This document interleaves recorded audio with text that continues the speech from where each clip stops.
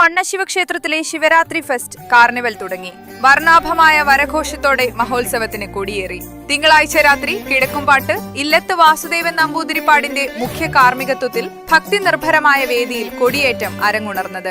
ഇനി ഒരാഴ്ചക്കാലം മുക്കം നഗര ഗ്രാമങ്ങളിൽ ശിവരാത്രി മഹോത്സവത്തിന്റെ വർണ്ണനിലാവ് പെയ്തിറങ്ങുകയായി. ശിവരാത്രി ഫെസ്റ്റിന്റെ ഭാഗമായി ഇരുവഴിഞ്ഞിപ്പുഴയുടെ തീരത്ത് അമ്യൂസ്മെന്റ് പാർക്ക് തിങ്കളാഴ്ച മുതൽ തന്നെ സജീവമായി കഴിഞ്ഞു. വ്യാപാരി വ്യവസായി ഏകോപന സമിതി മുക്കം യൂണിറ്റിന്റെ സഹകരണത്തോടെ ഇക്കുറി കാർണിവലും ഒരുക്കിയതെന്ന സവിശേഷതയുമുണ്ട്. മുക്കം മുസ്ലിം ഓർഫനേജിന്റെ ഉടമസ്ഥതയിലുള്ള സ്ഥലത്താണ് ശിവരാത്രി കാർണിവൽ നടക്കുന്നത്. കർണാടക, ഗുജറാത്ത് തുടങ്ങി സംസ്ഥാനങ്ങളിലെ അമ്യൂസ്മെന്റ് ആണ് മുക്കത്ത് സജീവമായത്.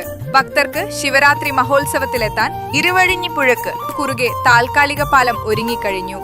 ഇരുവഴിഞ്ഞിപ്പുഴയുടെ ഗ്രാമീണ വർണ്ണലാവണ്യം ആസ്വദിക്കാൻ തൃക്കുടമണ്ണക്കടവിൽ ബോട്ട് സർവീസും ആരംഭിച്ചു കഴിഞ്ഞു.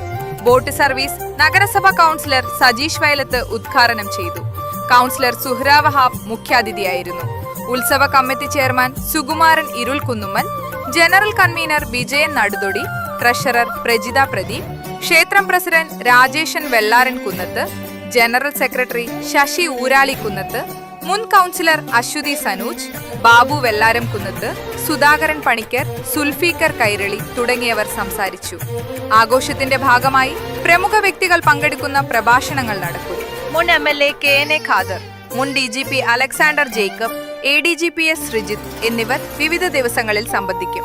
മഹാശിവരാത്രി ദിവസം വിവിധ ദേശങ്ങളിൽ നിന്നുള്ള ക്ഷേത്രങ്ങളിലെ വരവാഘോഷം നടക്കും.